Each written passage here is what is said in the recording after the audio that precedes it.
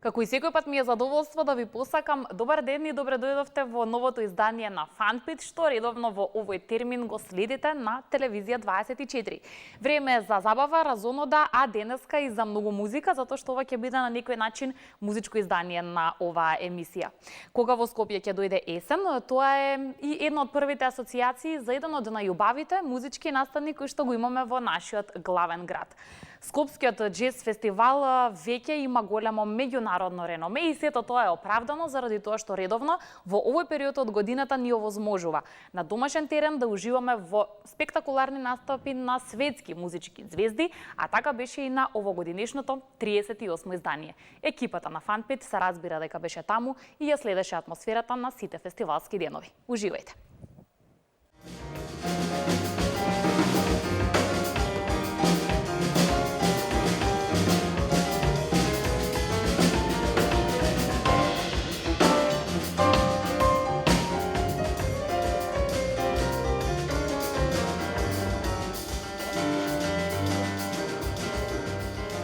Речиси 4 децении есента во Скопје е поубава благодарение на звуците на џезот. Можноста на сцените во главниот град да уживаме во настапите на актуелните и светски реномирани имиња од џез сцената по 38 пат ни ја овозможи Скопскиот џез фестивал. Годинава фестивалската програма беше исклучително силна и со посебен фокус на 50 годишнината од култната германска издавачка куќа ECM Records.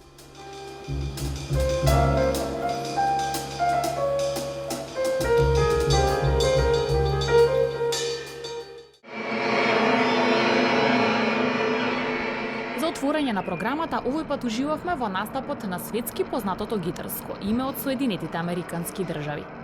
Ова е човекот кој го носи епитетот омилениот гитарист на Боуи, а освен со него, соработувал и со ред други звучни музички имиња како Мадона или Џон Леџенд, на пример. Дейвид Торн има многу приказни поврзани со познатите музичари, а имаше и убави впечатоци од неговото доаѓање во Македонија. I like this place, and I ate very well here. And we walked very well here, which was really nice. The festival really took care of me and my friend Bernard, who's here helping. This is your first time here, right? My first time here ever, yes.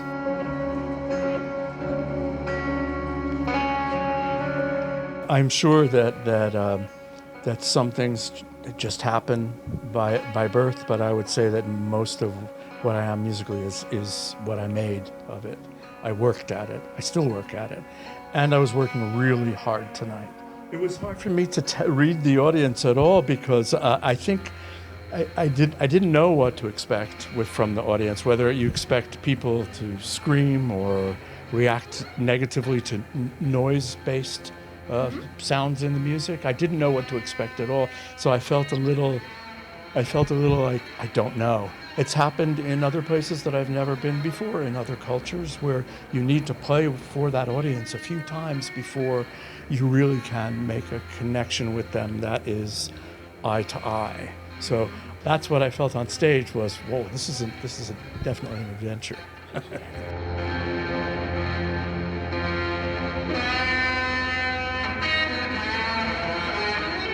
Madonna said a lot because my collaboration with her was actually sort of an accidental co-writing in which somebody took something, one of her producers took something from one of my records and used it in her piece and told her that it was his.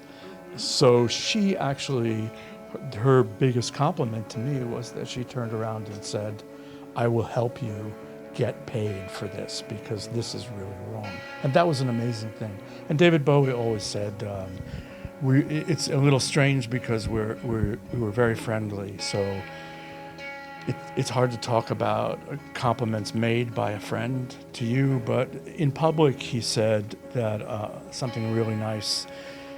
Very early in the beginning of our relationship, he said something about, he felt that when I was working on his material, it was like something otherworldly, and like he said something about angels having come into the picture, and I can't remember the exact quote, but it was something on that nature, and it was very sweet, very beautiful.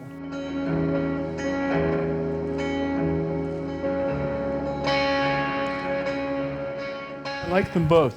Playing solo is more of a challenge than playing with other people. Because it's an electric guitar, and in normal people's worlds, you don't play electric guitar solo concerts. Number two, you don't play improvised solo electric guitar concerts, and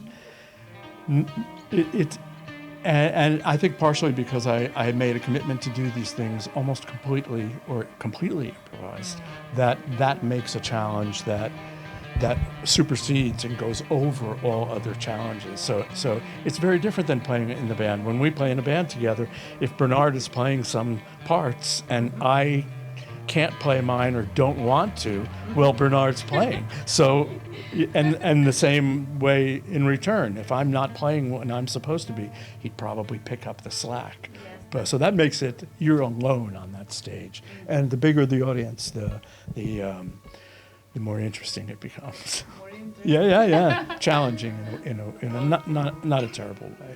It's an easy answer for me is actually oud, completely and without question. If I could be an excellent oud player, I would be, but I don't have the time to be that good. So I play as a kind of hobby, and I play on some records and films sometimes, but some of my friends are some of the best oud players in the world. So I just listen. I like that. Yeah. Okay. Thank you very much. I'm very happy about this conversation with you, and I hope to see you again here in Skopje and Macedon. Nice to meet you. Thank you very much.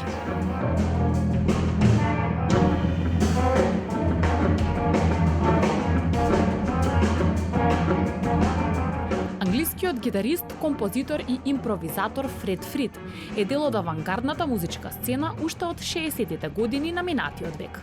На повеќе од 400 дискографски изданија се наоѓа токму неговото име. Тој во Скопје настапи заедно со неговото трио, кое е секогаш позитивно опишано од музичката критика, а екстравагантноста и креативноста на овие музичари се најде на досега двата нивни издадени албуми, Another Day in Paradise и Closer to the Ground. How you feel being here with us? Pretty good. You're ready for your performance? Absolutely. You have maybe some special things that you often do before your performance? I avoid interviews.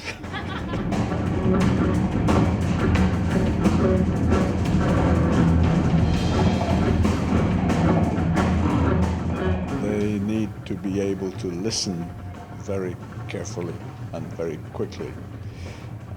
A skilled improviser doesn't have to be a virtuoso player, but they do have to be a virtuoso listener.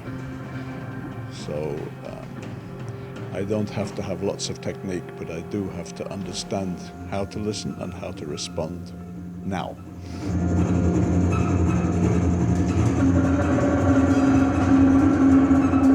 I resist the word perfect because a lot of the time it's what happens when it's not expected or not intended that it leads somewhere interesting. So you have to be open to the possibility that what you thought isn't actually going to happen and something else is going to happen, and you have to be ready for that.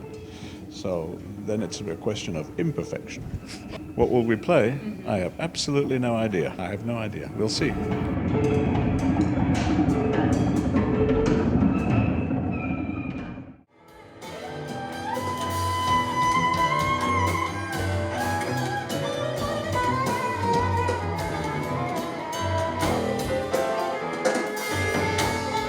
Византиската музика е нешто што овој музичар го изучувал уште од најрана возраст. Оттаму и не е чудно што го сака звукот и можностите кои ги нуди инструментот лира. Сократис Синополос од Грција зборуваше за неговиот инструмент и моќта, која ја има музиката да биде совршено средство за комуникација помеѓу луѓето, без разлика од каде и да се. Thank you for this magical sound, I can say. Please tell me how you feel now, right after your concert here in Skopje. I feel tired, exhausted, but this is a good feeling after a concert because it means that you have given everything, and that's the idea about a concert. So it was a great experience, my first time in Skopje, the great audience, and I feel we have so many things in common because we share the same cultures like Balkans, Greece, and too. So I feel what we did here was really understood by the people, and that's very important.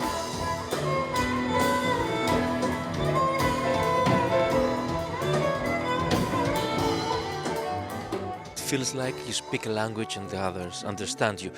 But it's, I mean, the goal for a musician is to be able to be understood even from people that they don't speak the same language. So we have played in all around the world, and I feel very well that it seems that the reactions are more or less equal all around the globe.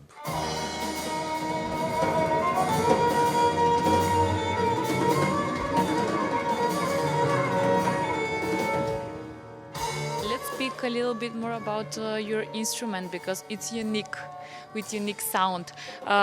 Can you say something about the limits of the instrument and from the other side, the possibilities of the instrument? This is a very nice question because yes, usually instruments, we think they have limits, and I don't think actually the possibilities are for anything, not only instruments, even people, they're unlimited in a way. Any instrument can play anything, even the simplest instrument, even on a string. If you practice, you can play the most difficult tune of any tradition. Of course, the lira comes from folk traditions of the Balkans. It's a really old instrument since the Byzantine times, and now it's played in Greece, in Bulgaria, in Turkey, in Italy, even in Croatia. It survives in the Balkans too. I mean, it's a strange instrument. It is a difficult instrument because we play with the nail. We stop the string with the nail. It's a really primitive thing to do. So, yes, I mean, some things are really hard to do it, but I love it because there's always a challenge in front that you have to aim for with this instrument. Well, when we speak about traditional sound and ethno melodies, it's some kind of rule that musicians need to be very responsible when they play that kind of music and sound. I've been trained playing folk music, and probably we were wrong for many years and decades, thinking that folk music is all about reproducing what you heard from your grandfather, which is not true actually, because it's a music which is alive, and every generation, should be free to challenge the music. And so this is how it works, and this is how it works for me too.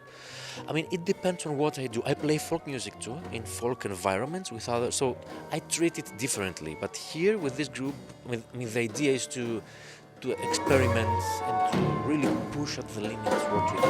And so I like both ways.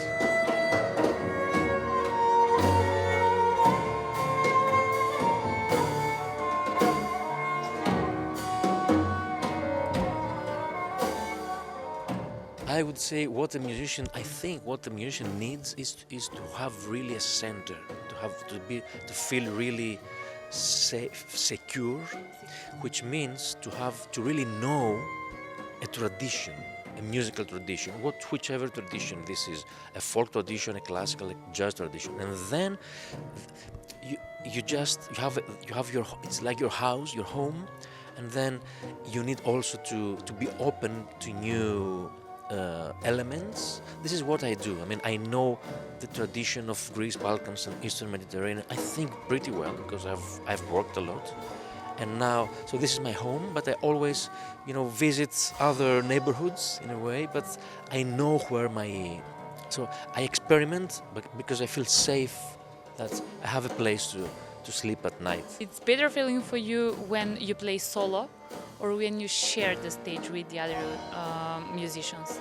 Definitely sharing, yes, because this is what music is all about. It's about sharing and it's about communicating with people. And so at first maybe it's yourself, your own self, but then you need to share it with somebody. So there comes the colleagues, musicians, and then there comes the audience. So it's all about sharing and communicating.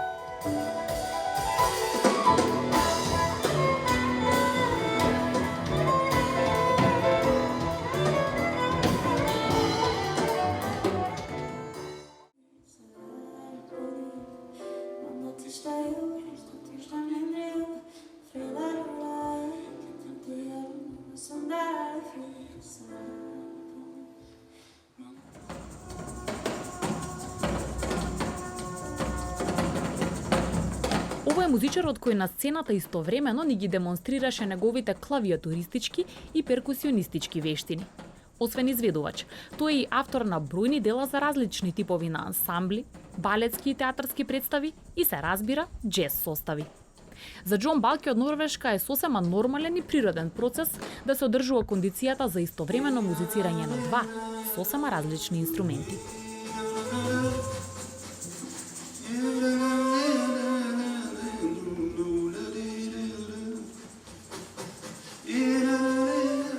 It's a very good room to play in, and the audience was really fantastic, I think, to follow everything that we did. And it's, I mean, all concert halls you play in are different, and this one is really good to play soft and very strong, like very dynamic.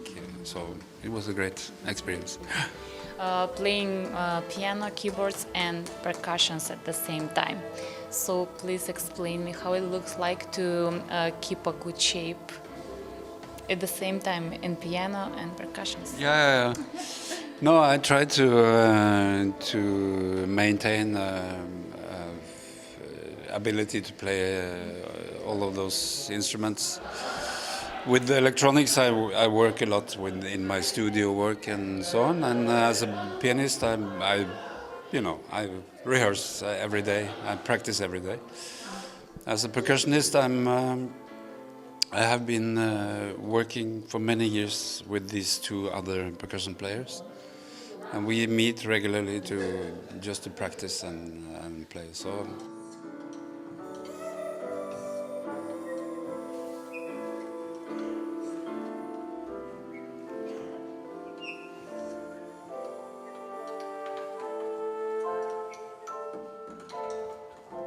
Some interesting moment for me is that moment when audience is silent and then everybody waits for musician to start playing. Can you explain what's going on in your head at that moment? You mean in the very beginning, or yeah? Before you start. Now this is we had decided that one of the percussionists would start to play with this drum. It's kind of a big frame drum that he has, and we would just wait and experience the feeling in the hall.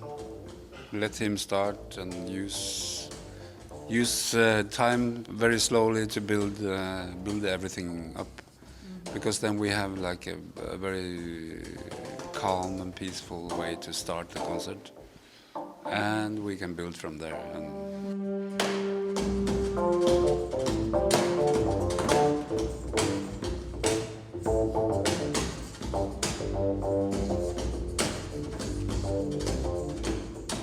One of my professors, music professors, once said that by his opinion, the first sign of musicality is feel the rhythm.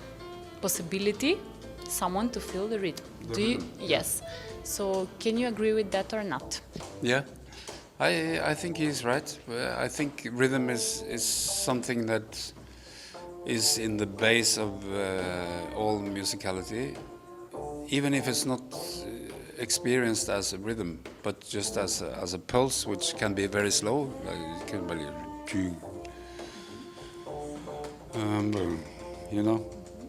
This is. I think we are connected to that through our heart rhythm and through the different natural cycles and everything. Everything is a kind of a rhythm in our lives. So I agree totally.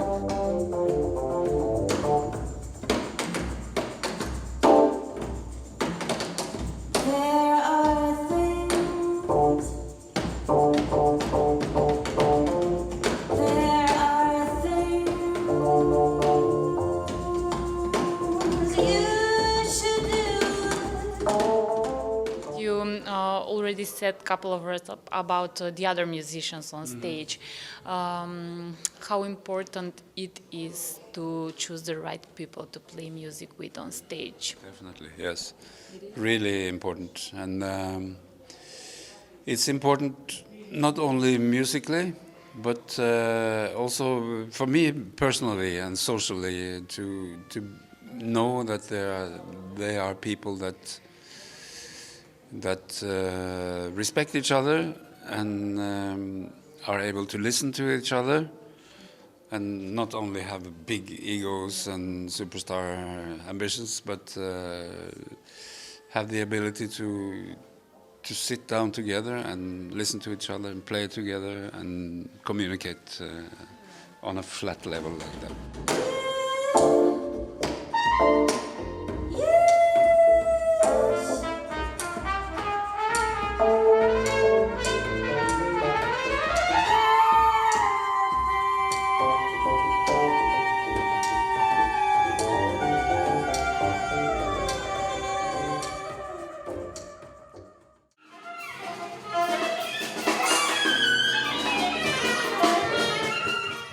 Години овој музички состав е исклучително влијателен и креативен, особено кога станува збор за унапредување на креативните музичари. Низиниот основач Роско Мичел вели дека без разлика на долгите години постоење, за нив не е тешко да ја задржат музичката инспирација и понатаму да ја продолжат мисијата во поместување на границите, кога е во прашање креативното музичко изразување. I hope that you feel nice to be our guest again. Oh, thank you. I do. I feel very welcome here. Yes. So, what will you play tonight? We may do a concert that is completely improvised. So that and that's going to depend on like what's happening, you know, in real time. So that's what it's probably a pretty good description of what's going to happen. You have your big anniversary, so congratulations about that. So when we speak about 50 years great music, how you feel about all of that? I think it has happened very fast. I mean, I'm never more excited about learning right now than I've ever been in my life. So yeah, the 50 years went by fast. But you'll have inspiration and enough energy to do all of that. Is it hard for you to find it? No. It's not? No, it's not. I never considered the fact that what I do stops. It doesn't, you know. So I'm always looking for it and interested to be doing it, you know. I always define everything in music. To me, good improvisation is like composition in real time. So that I would say to someone, if they wanted to be a good improviser, that they should study composition and improvisation as parallels, because they need to know what it's like to be a composer, where they sit at home and writing music and maybe have an idea where they might say, okay, I like this idea, but I'll wait until tomorrow. That's a luxury. When you're improvising, you have to be able to make decisions, you know, on the spot or spontaneously, so to speak. And it's a wide variation of what can happen. I always advise my students to, they should do solo concerts and they should do concerts with a lot of people. So that, because I'm a big fan of studying opposites. You have high standards when we speak about music. Is it hard for somebody to catch your attention and you to say, wow, this is great music and great musician? Oh yeah, there's a lot of great music going on right now. I mean, this is a very great time in music right now. But I noticed that when things are happening on their own and you don't have to do anything about it, that's always great, you know. So yeah, this is going to be a great time in music.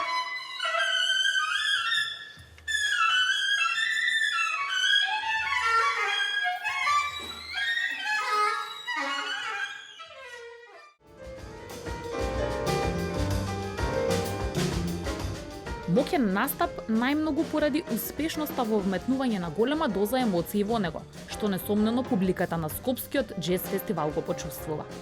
Ова е исклучително успешниот и сентиментален норвешки пианист Торд Густавсен, кој настапи во Скопје заедно со своето трио. First, I want to say you welcome because we are happy having you here in Macedonia. This is your first time. So, how you feel right after your concert? It's a strange mixture of a bit exhausted and very energized because it's, in a way, it's hard physical work to play concert, especially when you travel since very early morning and flights but it's also such rewarding work and it gives so much energy also, especially when the audience is like today so responding and so into the music, and the hall is good and the people are great, so I'm basically really well.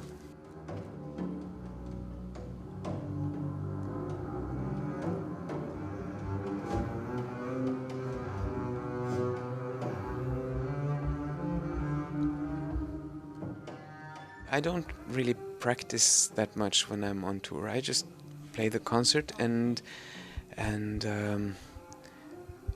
meditate and do like almost small meditations at the piano to loosen the fingers. It's the most important thing is to not get stiff and to have like power and punch without playing too hard, then so the fingers get pain, and most of the time I manage that. You have started to play piano very young. So, do you remember that moment when you first sit on a piano and start playing? I have like a slight visual or physical memory of that from sitting on my father's knee. He played the piano at home when I was little, and we played then four-handed piano from when I was very small. I started with improvisation, that's very important. And later I played also classical music, but I started just playing the piano and making up songs, composing small melodies and improvising with my father. And then later he taught me also how to read music, and I had a classical teacher for some years, so I played also Beethoven and Bach and Schoenberg and Ravel and Debussy and Shostakovich.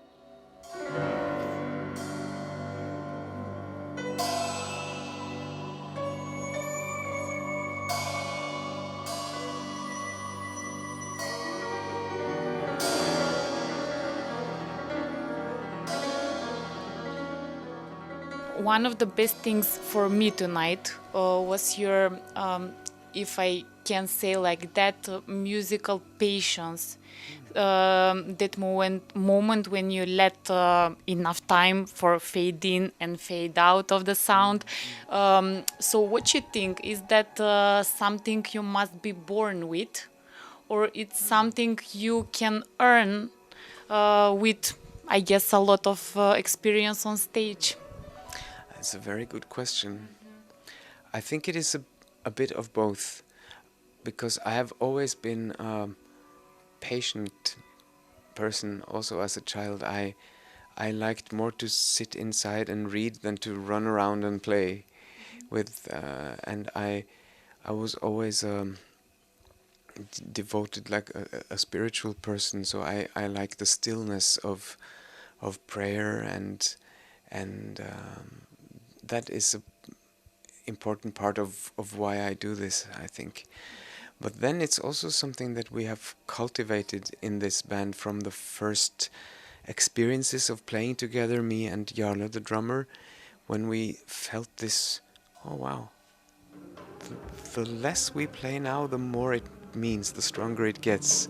We had that feeling together very early when we started playing, and then we, in a way, took that and went further with that, and that has always been like a core or a starting point when we play together. And some nights we go also quite loud, or we do complex things and add many kinds of waves to the music, but it still always comes from this point of stillness and waiting until it's right. not forcing it. Yeah, it's not necessarily about the artist sharing his or her emotions. It's more about the emotions it awakes in me, and sometimes that can be a direct correspondence to the artist, but other times not. I can get like really uplifted from very sad music, for example, and music sounds different when you are in one mood as opposed to another mood. It's a very personal thing. So what I noticed first is how the music makes me feel and how the textures and the sound colors are brought forward. And I noticed if I find the melodies convincing or the melodies like good in a way.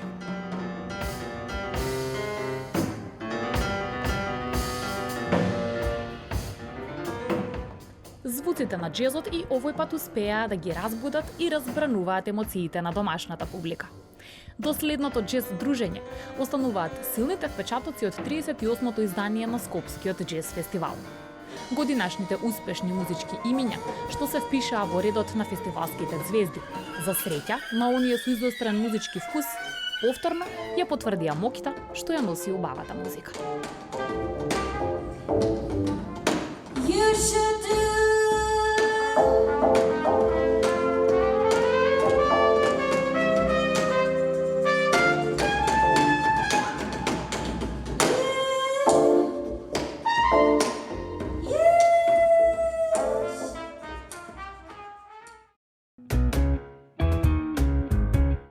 Убавата музика и убавите настани се секогаш добре дојдени и јас верувам дека оние кои што беа дел од публиката на Скопскиот джез фестивал си заминаа со позитивни впечатоци.